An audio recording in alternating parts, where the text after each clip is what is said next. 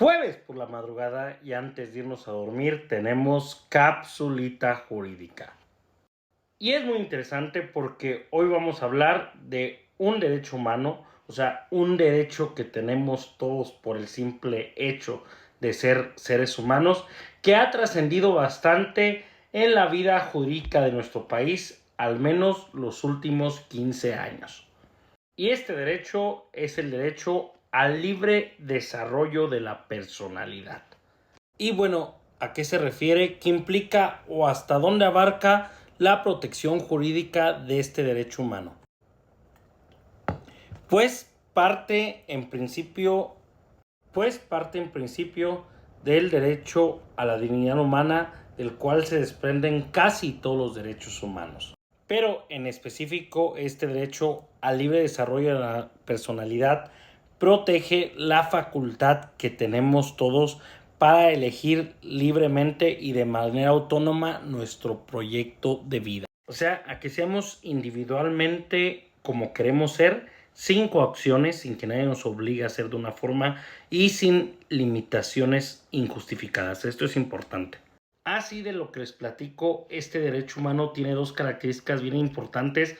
La primera es que es el derecho más íntimo que tenemos porque nace desde nuestro interior, desde las decisiones más interiores que tenemos para ser como queremos ser, siempre y cuando no afectemos a terceros o al orden público o interés público. Esto es bien importante porque esas son las limitaciones de este derecho humano, ojo. Y la otra característica es que es como el derecho más general. ¿Y por qué? Porque nuestra Constitución y varios tratados internacionales nos dan un catálogo de bastantes derechos de libertad que protegen la autonomía de las personas a tomar decisiones sobre su proyecto de vida, como lo es a escoger una religión, la religión que nos parezca, a expresarnos libremente, a la libertad de tránsito, a escoger el oficio, trabajo, profesión que nos agrade. Sin embargo, hay un sinfín de decisiones sobre nuestra persona que implican derechos de libertad sobre nuestra personalidad que no se encuentran específicamente o expresamente protegidos en la ley. Y es cuando entra en juego o se puede accionar este derecho al libre desarrollo de la personalidad, porque aunque hay un principio general de derecho que dice que lo que no prohíbe la ley se entiende que está permitido, muchas veces ciertas decisiones de nuestra personalidad o sobre nuestro proyecto de vida tienen limitaciones por el Estado, que son limitaciones absurdas o injustificadas porque ni dañan a terceros ni al orden o interés público.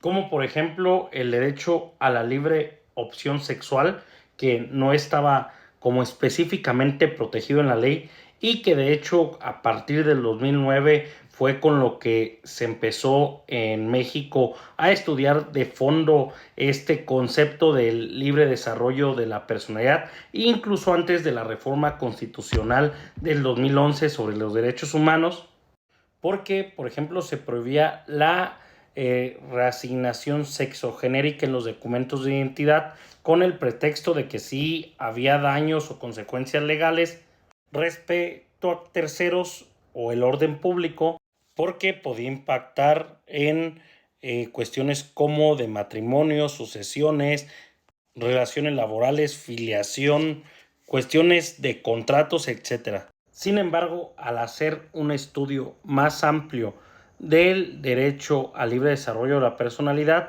se concluyó que esta cuestión de negar totalmente la reasignación sexogenérica era excesiva, pues había otros mecanismos más idóneos que no lesionaran tanto este derecho fundamental de un particular y a su vez protegieran a terceros y el interés público. Así, en conclusión, antes la regla general para la asignación sexogenérica era no siempre, se niega, y ahora es sí, pero con mecanismos legales que protejan los intereses de terceros y el orden público.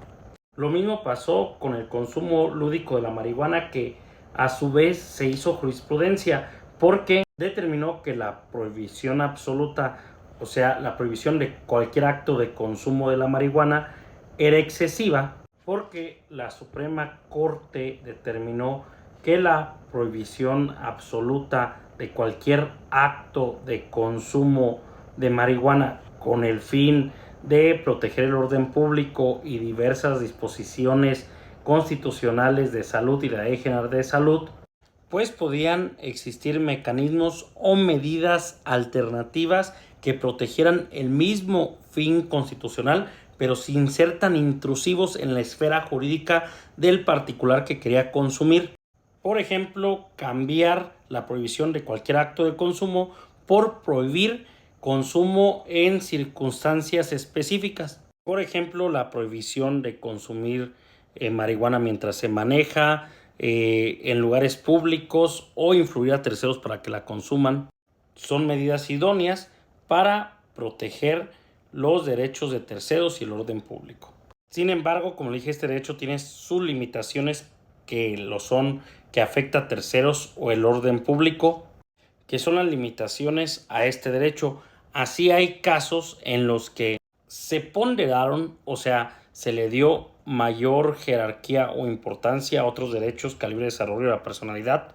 Por ejemplo, los efectos que tuvo el reglamento de la Ley General para el Control del Tabaco y que tenía que ver con las áreas específicas para fumadores en restaurantes o otros lugares que prestan servicios, ya que si bien muchas personas a través de amparo alegaron el libre desarrollo de la personalidad en el acto de decidir fumar, además de que existieran áreas específicas para gente que fuma y no fuma, alegaban que eran discriminados entre fumadores y no fumadores. Y la Suprema Corte resolvió de jurisprudencia que sobre el libre desarrollo de la personalidad del particular que quiere fumar, está arriba de eso el derecho colectivo de preservar un medio ambiente sano, además el derecho a la salud de la población y de terceros que se pueden perjudicar con los efectos nocivos del tabaco.